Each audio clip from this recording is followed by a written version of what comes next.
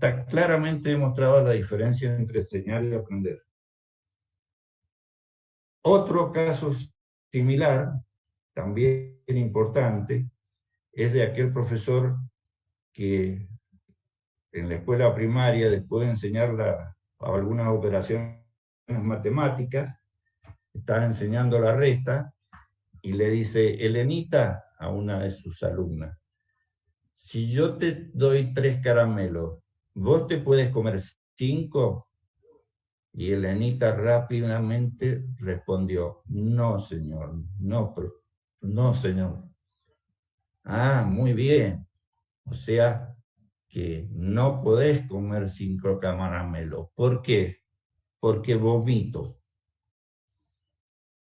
Claramente, el profesor se quedó decepcionado. Él al principio pensó que había captado perfectamente la sustracción. Sin embargo, se dio cuenta que no. Y no, porque la madre le explicó que había tenido un cumpleaños, se había comido varios caramelos, como vomitó, la madre le dijo que tenía que comer muy poquitos caramelos. Esto también demuestra que es una cosa es lo que se enseña y otra es lo que se aprende.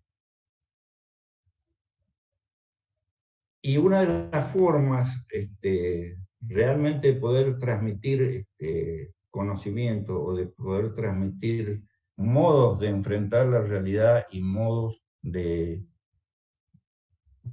alguna manera desenvolverse en las actividades futuras, es darle sentido de alguna manera a lo que se hace.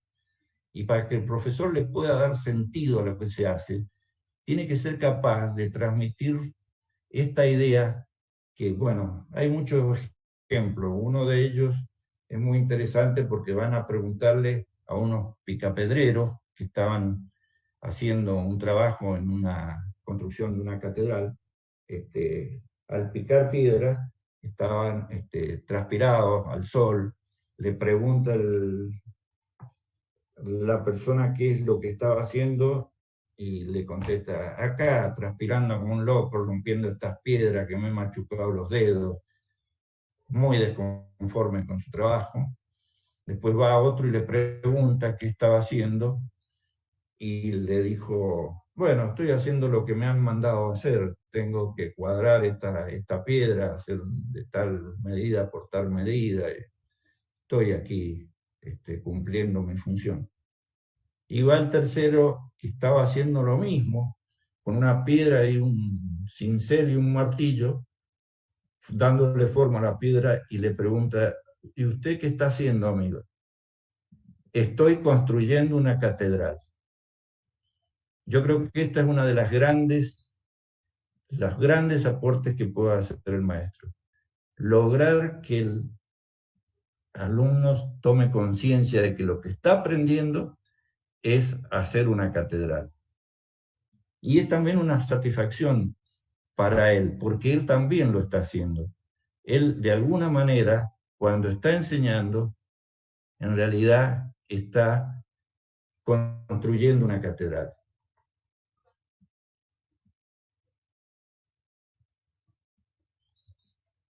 Bueno, a partir de ahí creo que se pueden deducir algunas cosas importantes.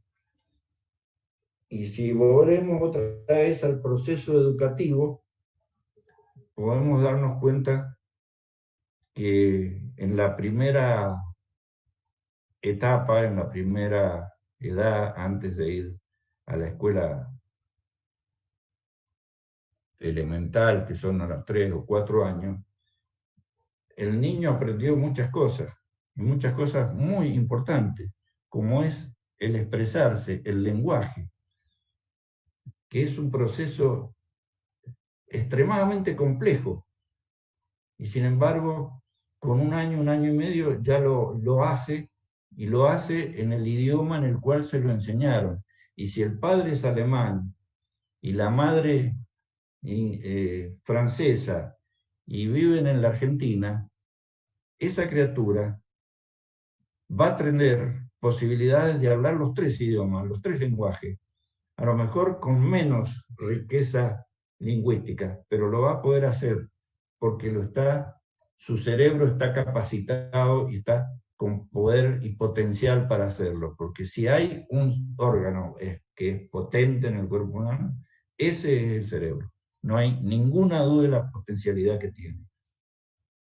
Y esa potencialidad es la que debemos tratar con la educación de acompañar y de hacer que se vaya desarrollando. El niño necesita, como decía, ternura, estímulo, disciplina, comunicación, y desde esos primeros momentos en el cual empieza a hablar y a caminar, se han observado cosas importantísimas. Por ejemplo, un neurocientífico argentino, Mariano Sigman, cuenta de algunas experimentaciones que han hecho donde un bebé de menos de un año observa que el padre pierde o se le cae una lapicera y el padre empieza a buscarla y no la encuentra y el bebé con la mano la señala, con la manito le señala dónde está el lápiz. Pero si cuando se le cae el lápiz, el padre lo ve y lo observa, el niño no hace nada. O sea, el bebé se dio cuenta que que el padre no lo había visto y él se lo está marcando donde estaba. Sin embargo, cuando el padre lo vio, él no hace nada. Bueno, como esto hay innumerables ejemplos de cómo los alumnos, los bebés son los primeros profesores. Son capaces de enseñar como si fueran docentes experimentados. Yo tengo una experiencia más bien personal, que la voy a mencionar enseguida, pero antes le quiero expresar también la importancia en esa edad de la creatividad, de la capacidad de dibujar, de la capacidad de cantar que tienen los bebés y los niños, y que es cuestión de irse los incentivando. La primer maestra es la madre, claramente. La primer docente es la madre y tiene que ayudarlo a partir de esos estímulos a generar su bienestar y a avanzar en términos de conducta y de comportamiento, para ir aprendiendo el desenvolvimiento del ser humano, que es un ser gregario, que vive en sociedad, que necesita de vivir en esa sociedad, y que hay una retroalimentación permanente entre uno y otro. También es posible encontrar a edades muy tempranas el atribuir estados mentales a otra persona o a sí mismo. Un bebé que ve a otro llorar también empieza a llorar, también empieza a entender, a través de esas memorias espejos se genera una relación entre ambos, aunque no entiendan muy bien el porqué. Para ya otras personas mayores, si ustedes ven, por ejemplo, claramente lo van a haber experimentado, que una persona, un hombre, sale caminando rápido de un lugar, un negocio, camina 50 metros, de pronto se para y vuelve sobre sus pasos, despacio y mirando al suelo. Llega al negocio, ingresa y sale con su actividad normal. Todos nos damos cuenta que este señor perdió algo y lo buscó en el camino y llegó a la fuente, al lugar donde él entendía que lo había perdido. Estamos siendo capaces de interpretar el estado mental de otra persona. Y mayores elementos que la visión. Esto también es muy ejemplificativo para el proceso de enseñanza.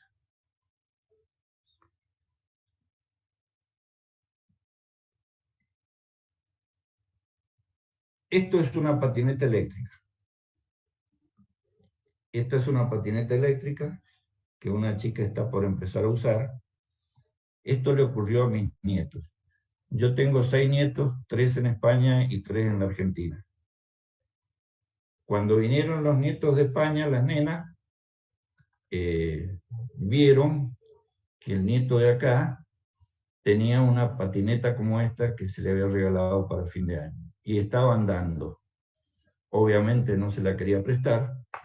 En un determinado momento se distrae, se va a otra cosa, deja la patineta y la nietita que tenía 6 años, él tenía 8, trataba de subirse, no podía. Mi señora, la abuela, va a ayudarla y tampoco podía. Entonces llega él y le dice, Au, déjame a mí. La puso como esta chica atrás de la patineta, le dijo, dame la mano, mírame a mí y subite. Hizo ese procedimiento y a los 30 segundos estaba patinando como si hubiera aprendido hacía un año. Obviamente no pasó más de 2 o 3 minutos, le quitó la patineta que era de él para seguir andando él. Y cuando se sube, la otra más chiquita, ni lerda ni perezosa, le dice, Franco, a mí me pusiste la patineta adelante y yo subí desde atrás. Y vos te pones la patineta atrás y subís. La respuesta fue, lo que pasa es que yo ya sé andar, soy un profesional. Esto nos demuestra 2 cosas. Una, la capacidad de enseñar que tiene un niño, porque le dijo los 3 elementos principales, dónde tenía que dirigir la vista, cómo tenía que conseguir un apoyo inicial, cómo tenía que poner el cuerpo. Y la otra, cómo se dio rápidamente cuenta que a él le decía de una manera, pero él lo hacía de otra. Entonces, eso es muy común en los chicos. No es porque sean mis nietos súper precoces, simplemente porque era un caso que lo viví.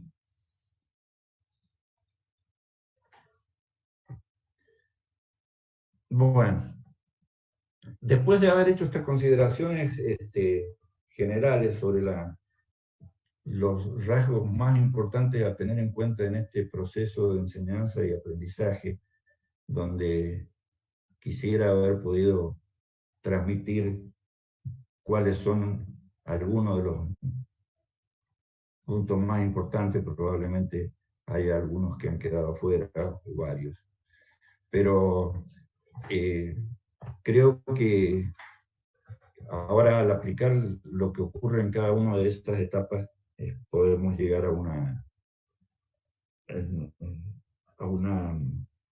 un refuerzo de esos conocimientos. En el nivel elemental, que va aproximadamente de los 3 hasta los 5 o 6 años, todavía está el sistema límbico en proceso de maduración, que es una parte importante del cerebro. No hablemos nada del corte frontal, que todavía le faltan bastantes años para madurar. Pero podemos decir con tranquilidad que el cerebro en esa edad es una esponja y tiene una gran capacidad de captar y de aprender. Es importante que ese aprendizaje sea lo más amplio posible, que haya un contacto con la naturaleza, que haya un contacto con otros seres humanos, porque es fundamentalmente el periodo de socialización, donde el individuo, el chico, empieza a socializar y tiene que empezar a respetar los espacios de cada uno. Y acá se presenta un tema bastante difícil, que es entre el altruismo y el egoísmo, entre el querer, entre el hacerlo compartir o el interés en no compartir, que tiene muy acendrado el chico en esa edad y que tiene un poco que ver con este cerebro reptiliano, donde el individuo tenía que ser capaz de defenderse y de no compartir los elementos que tenía para poder defenderse, y por otro lado, de cuidar a su familia o cuidar la tribu. Todo eso sigue apareciendo hoy en el cerebro reptiliano del que forma parte de nuestro cerebro más moderno. Y acá hay muchos elementos importantes en ese periodo, que son el desarrollo del lenguaje, el contacto con la naturaleza, el hecho de generar juegos, que es una de las mejores maneras de aprender a esta edad, y a su vez poder encontrar qué dificultad puede llegar a tener un chico por alguna patología. Y me sorprendí fuertemente, probablemente los que están más vinculados hoy a la docencia no se sorprendan como yo, que la dislexia es un problema que afecta a poblaciones de entre el 4 y el 8% de los niños. Si se habla de un promedio, podríamos decir que el 5% de los chicos padecen dislexia, lo cual me hace pensar que en cualquier aula hay al menos un chico disléxico. Mi pregunta es, ¿cuál es la respuesta que ha tenido el sistema educativo a esta problemática, si es que ha tenido alguna? Porque evidentemente está comprobado que la dislexia tratada a esa edad puede mejorar en porcentajes importantísimos y pueden llegar a pasar casi desapercibidos en la vida adulta. Pero requiere de un entrenamiento específico para ese niño. Y creo que esto también ha sido un aporte importante de la neurociencia al proceso de enseñanza y aprendizaje. También está el síndrome de Asperger, el problema de autismo, otras patologías o enfermedades que se pueden detectar a esa edad y que hay que saber encaminar. Esto demuestra también que hay un periodo muy importante, que es esta enseñanza elemental antes de la primaria, porque lo prepara al chico para la escuela primaria, y en esa preparación a la escuela primaria se observa que el pase de un nivel a otro es mucho más fácil con el que hizo este nivel elemental del que no lo hizo, que lamentablemente por razones presupuestarias o por razones geográficas o por otras razones políticas no está extendido como debería estarlo hoy en día.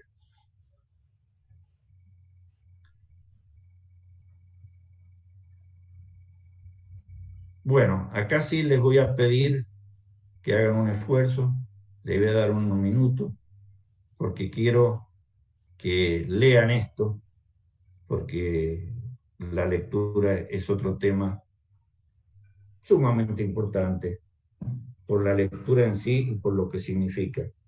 Si me dejan tomar un café, lo leen, en un minuto saco la página.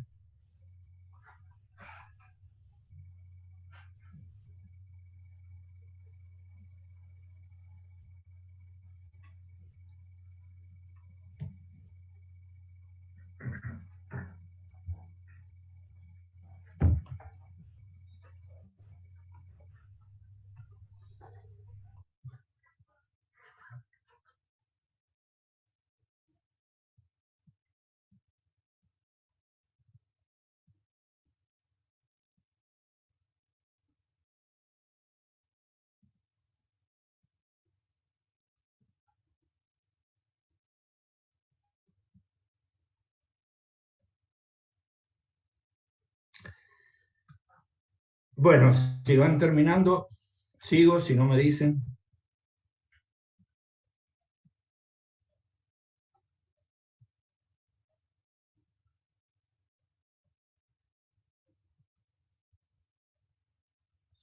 ¿Terminaron la lectura, Eduardo? Sí, yo por lo menos sí, yo ya lo leí 3 veces. Bueno, muy rápido. Podemos leer No, fácilmente. no, es para Y, intercalar una bromita, nada más. Sí, no, bueno, me encantó el diseño. Hay algunas palabras que no las entiendo todavía. Bueno, acá he tratado de mezclar tres cosas, o cuatro, tres fundamentalmente. Uno, como distintos formatos de letra y se leen perfectamente, ¿no es cierto?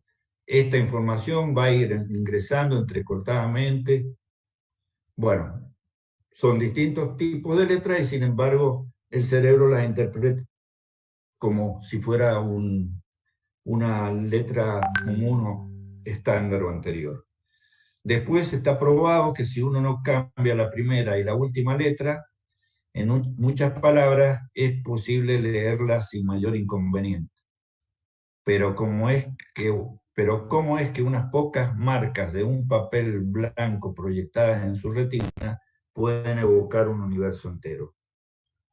Se ha leído casi fácilmente, ¿verdad? Bueno, después había escrito otra que no salió, no entró, y es una donde se escribe sin espacios. Al escribir sin espacio también se pueden leer, es un poco Sí, en más el difícil. cerebro. En el Claro, cerebro y lo eso, tienes. claro, Hacer de norte a abajo para arriba. y eso,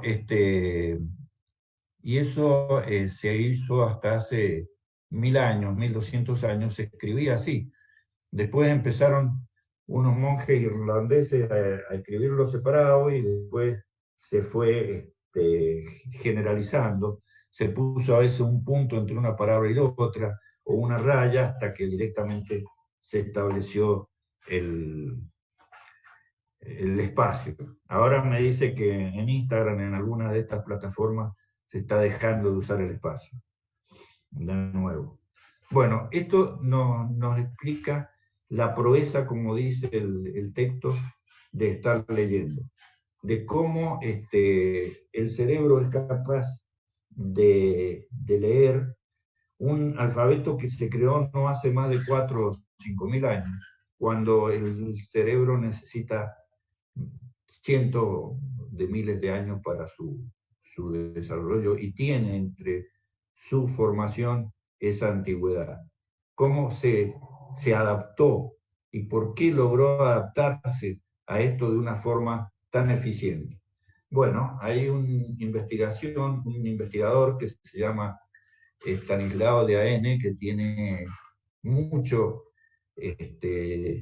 años de dedicación al tema de la lectura, que tiene un libro muy interesante que se llama El cerebro lector, y que parte de la idea de que existe una especie de preconfiguración en el cerebro, los circuitos neuronales, que el cerebro adaptó o recicló a la lectura para hacerla posible, y para hacerla posible a un chico de 6 o 7 años, que bajo un entrenamiento durante algunos meses empieza a leer.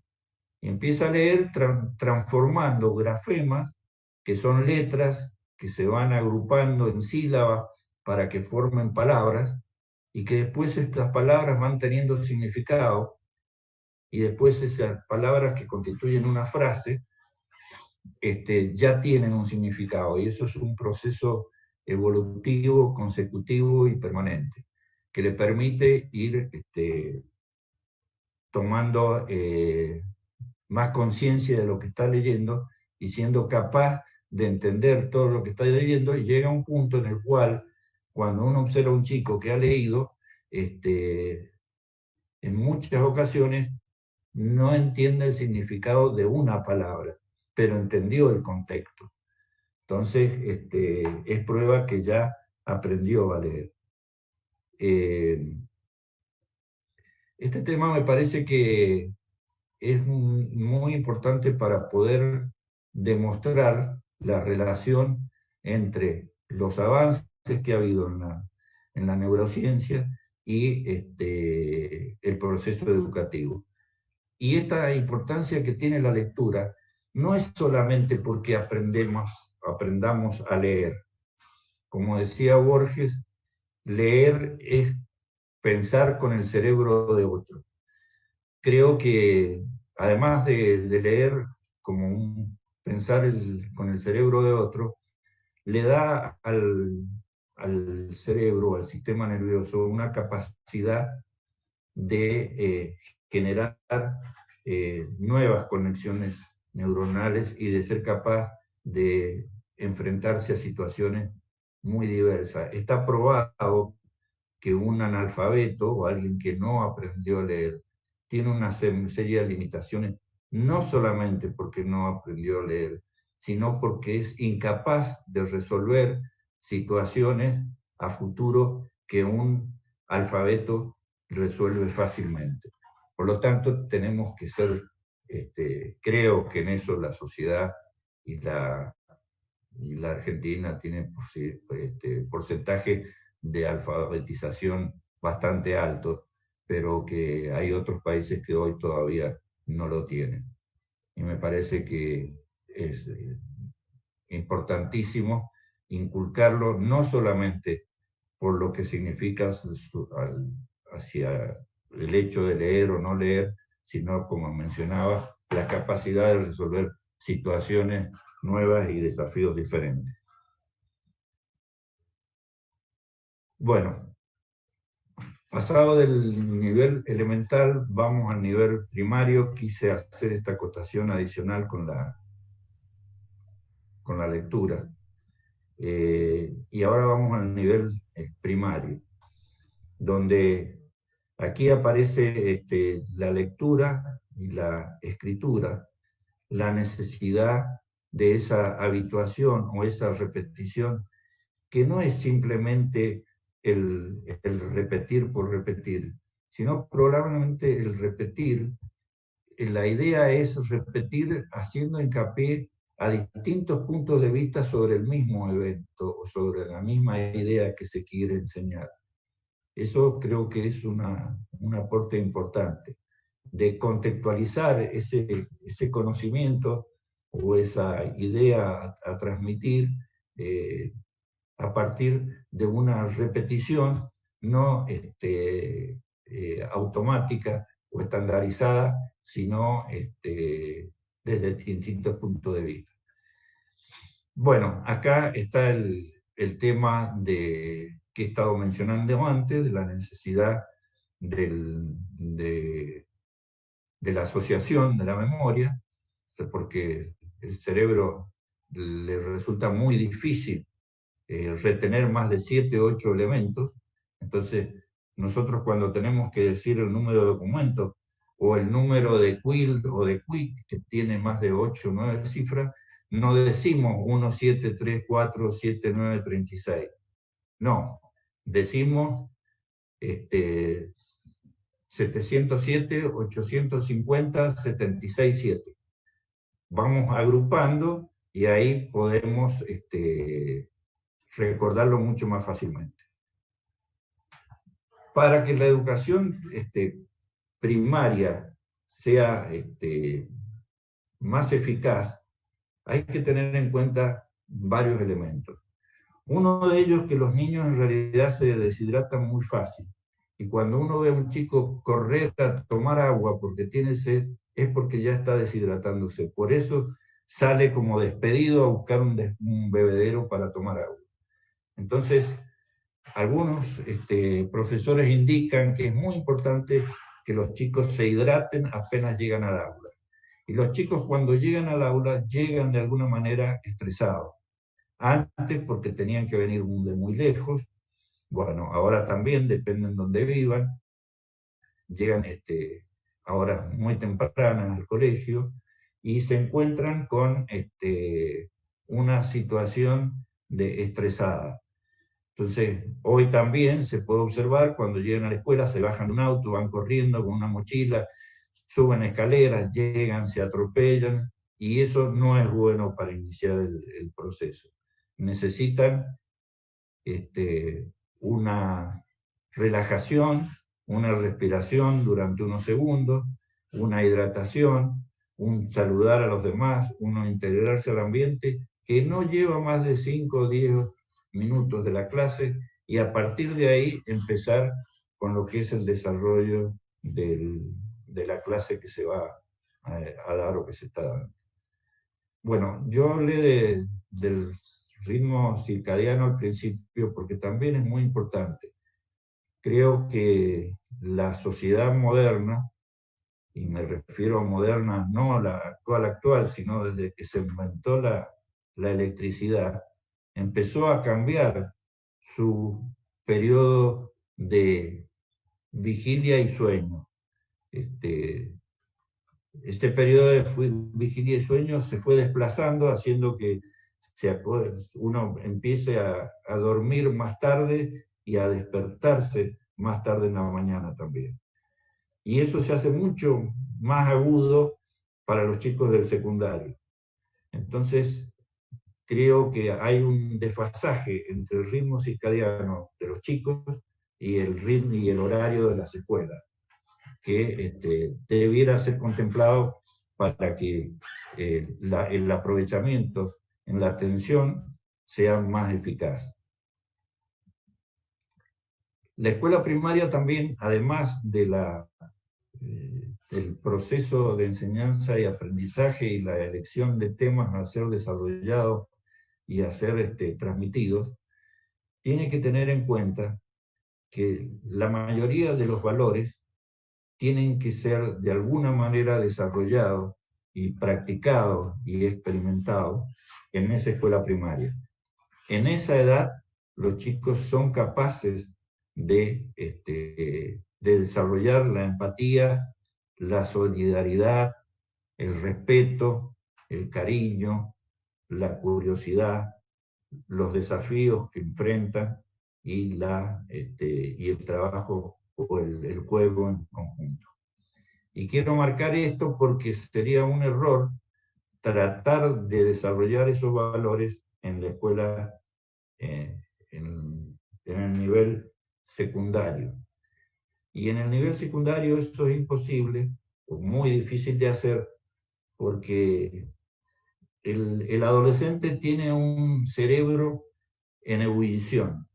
Es como si fuera una orquesta que está por empezar a tocar, cada uno está afinando su instrumento, todos son unos ruidos incomprensibles, hasta que empiezan a lograr afinar el instrumento, y llega el director y empieza la orquesta a funcionar y todo funciona perfectamente. Ese periodo pre-inicio del concierto viene a ser el cerebro del adolescente, porque hay dos desarrollos importantes. Uno, el desarrollo hormonal, y otro, el mismo desarrollo neuronal, porque se ha podido comprobar que así como la ventana de aprendizaje en los primeros años, hasta los 10 años de vida, es muy importante, hay una gran capacidad de absorción del cerebro, también hay algo similar en esta etapa de la adolescencia, porque hay una mayor velocidad en la sinapsis y hay una mayor velocidad en las respuestas y en la capacidad de recepcionar los estímulos externos. Estos son pruebas que se están haciendo muy recientemente y que están demostrando que hay este periodo como una segunda ventana. El problema también de los adolescentes son, en el sistema educativo, son varios. Y no es fácil ser docente en el ámbito secundario. Es una tarea bastante difícil, y no sé si todos los profesores tienen hoy las herramientas necesarias para hacer frente a esa etapa. Una de las razones es que los adolescentes a esa edad buscan los límites y buscan sus espacios y están permanentemente tratando de ampliar sus límites. Y en ese deseo de ampliar sus límites, no tienen desarrollado en la corteza prefrontal las neuronas inhibidoras, que son aquellas que lo deberían controlar y deberían pararle ese desenfreno que de alguna manera se produce y que se puede llegar a transmitir también en adicciones, como en el alcohol o las drogas, que es muy factible porque justamente no están esas neuronas inhibidoras de ese procedimiento. Además de eso, en la medida en que están buscando sus propios espacios, se encuentran con que rechazan los valores que le transmiten los mayores. Al tratar de formar su propia identidad, al tratar de prepararse para tomar sus decisiones, están justamente repudiando todo lo que le viene de los mayores. Y por eso para los adolescentes es tan importante el grupo de amigos y es tan importante el pertenecer a un grupo donde ellos se sienten identificados y donde ellos viven experiencias y anhelos y deseos compartidos. Por ello, es muy importante en esta etapa del nivel secundario ser capaces de armar equipos de trabajo, que creo que es lo que se está haciendo en algunas experiencias, como las redes de tutoría en México y en otros países, donde los estudiantes trabajan en equipo, se les da un proyecto para que lo desarrollen, hay un tutor de esto que es un mismo alumno, un compañero del equipo, que van rotando y donde el docente cumple una función más bien de moderador o de facilitador o de integrador. Entonces se les puede dar temas distintos a cada uno de los grupos que se constituyen de 5 o 6 alumnos, o se puede dar el mismo tema para que lo desarrollen cada uno de ellos, después lo exponga y cada uno debata sus puntos de vista. Esto realmente está dando muy buenos resultados, pero como decía al principio, en el sistema educativo todavía lo que se observan son decisiones individuales y pruebas más bien específicas de algunos colegios y no de los sistemas educativos en general, excepto algunos países como algunos países nórdicos o del lejano oriente, que no voy a tratar en esta charla porque ya la hablamos en otra oportunidad y lo haría muy extenso. Bueno, respecto de la universidad, mi ignorancia para tratarla por la diversidad de enfoques y la problemática que genera, y porque es el final de un proceso educativo problemático. O sea, es muy difícil para mí opinar sobre la universidad, porque la universidad tiene diversos aspectos que se traduce en incluso distintas facultades con distintos tratamientos, distintas metodologías de trabajo, y a su vez reciben como insumo un egresado del nivel primario y secundario que hemos observado viene con mucha falencia. O sea, en un proceso cualquiera, si uno recibe un material para moldear de determinada forma y ese material no está realmente conformado como para ello, es muy difícil poder evaluar ese periodo, al menos para mí. Bueno, y ahora llegamos al tema de la educación permanente. Creo que nosotros como jubilados debemos, o somos de alguna manera, partícipes necesarios de este proceso, porque como digo acá, no es nada tan insufrible para el hombre como estar inactivos, sin ocupaciones, sin diversiones y sin esfuerzo. ¿Por qué? Porque eso nos demuestra que estamos débiles, que estamos vacíos, que estamos sin capacidad de reacción. La capacitación permanente nos da motivo para poder encarar proyectos como para poder encarar el futuro. Que eso es lo que necesita el cerebro. El cerebro necesita permanentemente tener movimiento y tener proyectos. Y hay una famosa neurocientífica que murió a los 103 años, que la cito acá, que se llama Rita Levi-Montalcini, que hizo descubrimientos importantísimos sobre la proliferación de ciertas neuronas en el cerebro, y a los 100 años, cuando cumplió 100 años, perdón, cuando le dieron el premio Nobel a los 86 años, le costó mucho estudiar, porque era judía en Italia, cuando Mussolini tuvo que huir a Bélgica, creo, al principio, y después a otros países, y también como mujer no era aceptada en las universidades, porque en realidad las mujeres científicas han sufrido muchísimo en el siglo pasado, han tenido limitaciones de todo tipo, desde no dejarlas ingresar a una universidad hasta al final no dejarlas dar clase, a pesar de que eran las más capacitadas para hacerlo. Bueno, esta señora a los 100 años le preguntaron cómo se sentía, cómo estaba su mente, y ella dijo, es superior a la que tenía a los 20 años, gracias a la experiencia. Y creo que esto lo tenemos que tomar como ejemplo, y creo que sabemos que el cerebro nunca se jubila. Lo que debemos hacer es agregar años a la vida. No tenemos que agregar años a la vida. Tenemos que agregar vida a los años. Esa es la mejor manera de enfrentar el futuro poslaboral. No dejando de trabajar, no olvidándonos, no recordar el pasado y no proyectarse el futuro. Y creo que en esto la educación permanente todavía no se ha tomado como un factor importante y de salud mental. Bueno,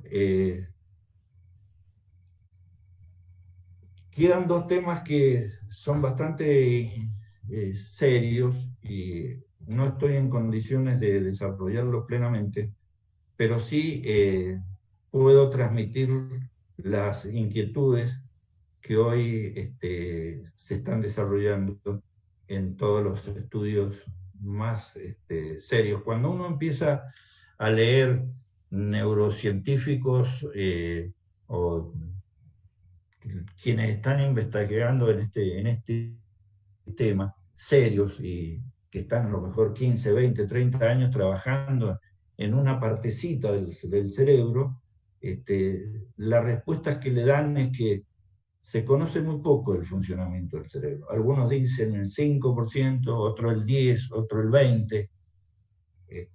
Otros dicen el genoma humano fue un avance muy importante, pero eso no lo tenemos en el estudio del funcionamiento del sistema cerebral. Entonces, en cambio, cuando uno desciende en el conocimiento, y son más que nada divulgadores científicos, bueno, vos le preguntás y saben qué es la conciencia, qué es la inconsciencia, cómo se forman los sentimientos, cómo se transmiten. En la medida en que uno va profundizando en los temas, se encuentra con personas que son mucho más cautos y que dicen, del sueño conocemos un 5%, el 95% no sabemos lo que pasa, ni por qué pasa. Bueno, este señor Ginas, que estaba la foto al principio y con el cual quise empezar la exposición, es un neurocientífico, era neurofisiólogo, o es neurofisiólogo, que empezó a hacer de alguna manera ciencia, como él dice, cuando estaba por ingresar a la escuela. Fue muy mal estudiante, tenía un padre y un abuelo que eran médicos muy reputados, y que el abuelo sobre todo lo incitó y lo estimuló a que él fuera buscando la respuesta a cada una de las cosas. Él manifiesta que la escuela no le ayudó mucho, que fue un mal alumno, que lo que le gustaba de la escuela era el recreo, y que bueno, se fue haciendo por obligación, porque iba a la escuela por obligación, pero fue aprendiendo mucho fuera de la escuela, pero al final admitió que entre lo que aprendía en la escuela y fuera de la escuela se fue formando como un investigador nato. Y a su vez, rebelde y disruptivo, porque por ejemplo, estudiando medicina, cuando estaban dándole las clases de anatomía, se encontraba con que tenía que estudiar osteología, el estudio de los huesos, y no entendía nada, dice, no me podía. Entonces, con algunos compañeros del curso, se fueron a buscar un cadáver que había en la facultad, que le faltaba una pierna, y lo empezaron a desmenuzar, y ahí entendió dónde estaban los huesos, dónde se insertaban con los músculos y cómo era el funcionamiento. Bueno, esto le sirvió, le valió una suspensión de una semana o de 10 días, fue un poco un escándalo en la universidad, pero a partir de ahí dice que las facultades de medicina empezaron a trabajar con cadáveres y a diseccionar cadáveres para conocer su funcionamiento. Bueno, esto es un dato anecdótico. Hay una teoría, una conjetura de Ginás sobre el tema del cerebro que está muy aceptada por algunos otros neurocientíficos como Rafael Yuste, que es el director del programa BRAIN de Estados Unidos, que tratan de hacer el mapa del funcionamiento del cerebro. Hace 7 años que están con recursos importantísimos, han avanzado muy poquito y creen que necesitan de 20 a 25 años para poder desarrollar ese mapa cerebral, que de alguna manera no es un punto de vista diferente al de que plantea Ginás, que habla del concepto de oscilación.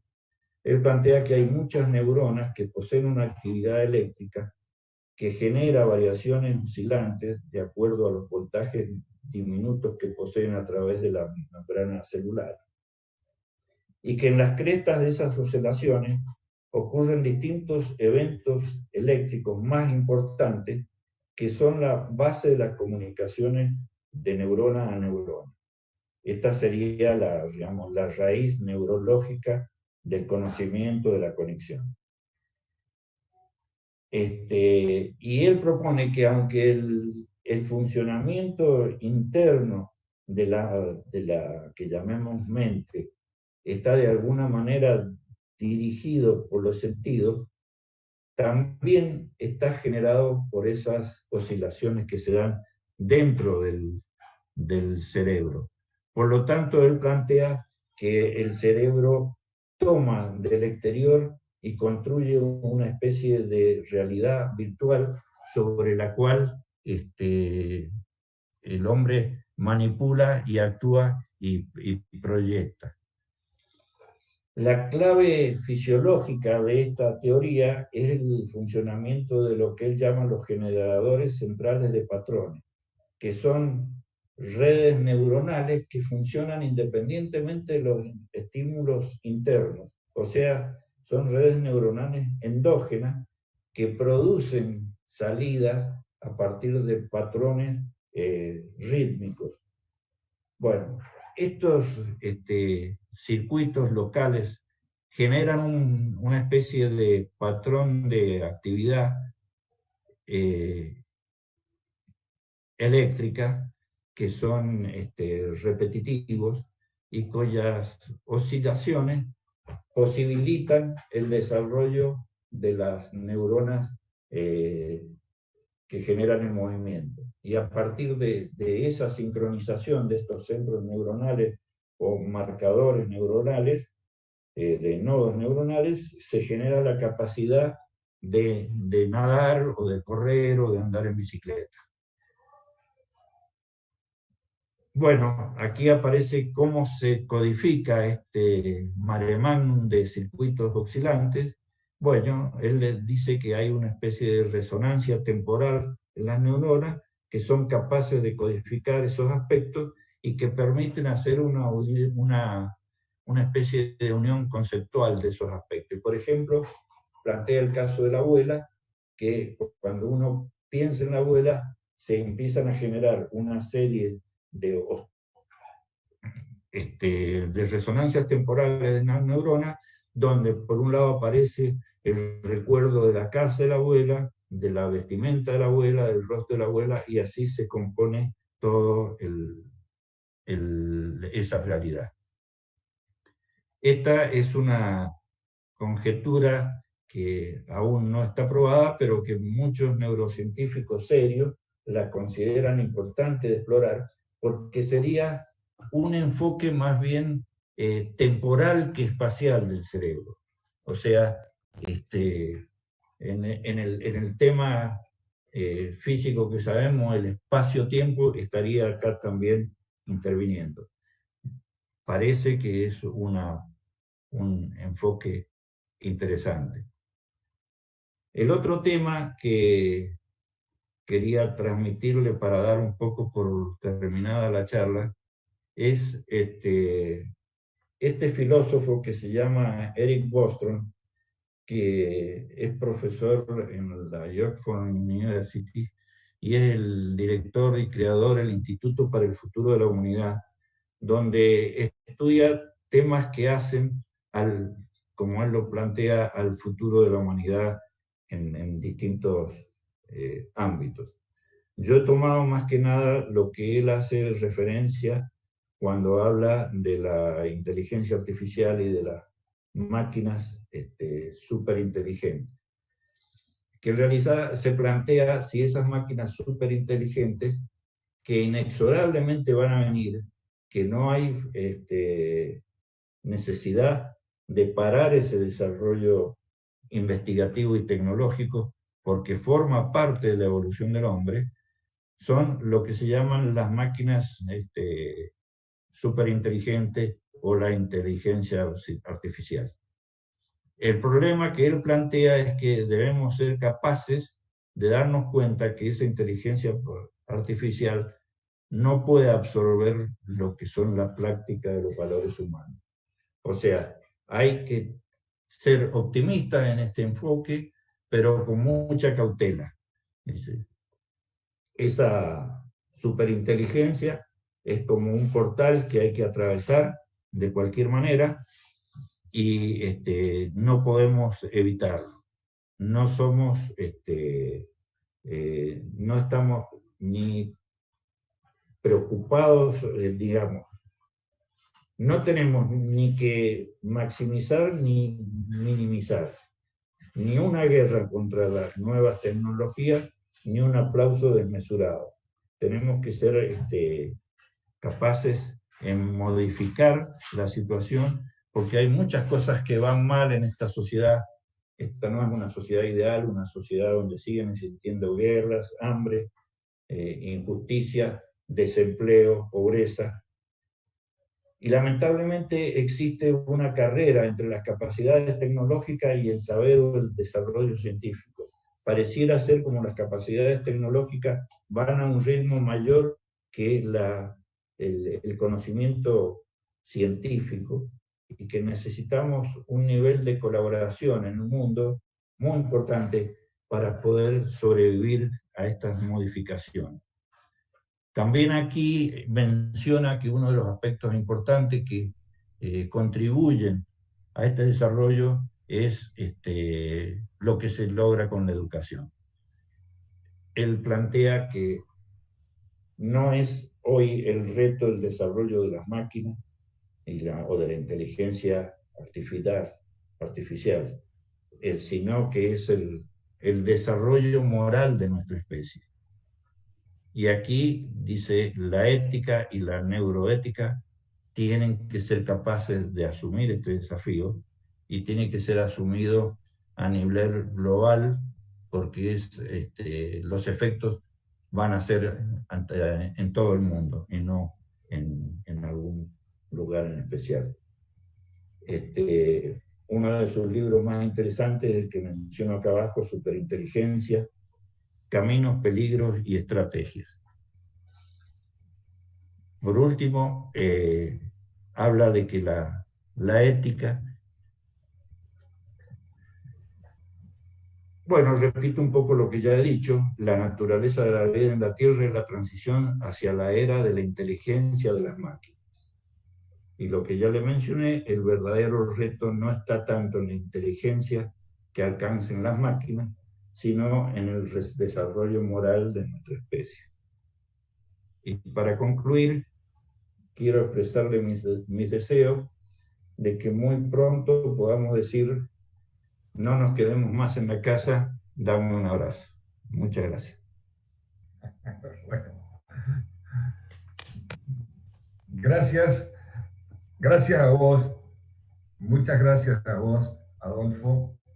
Ha sido excelente tu exposición, ha sido muy entendible, muy simple y muy rica para todos, creo. Y verdaderamente es un tema crucial porque la neurociencia y la educación van a permitir que nos desarrollemos.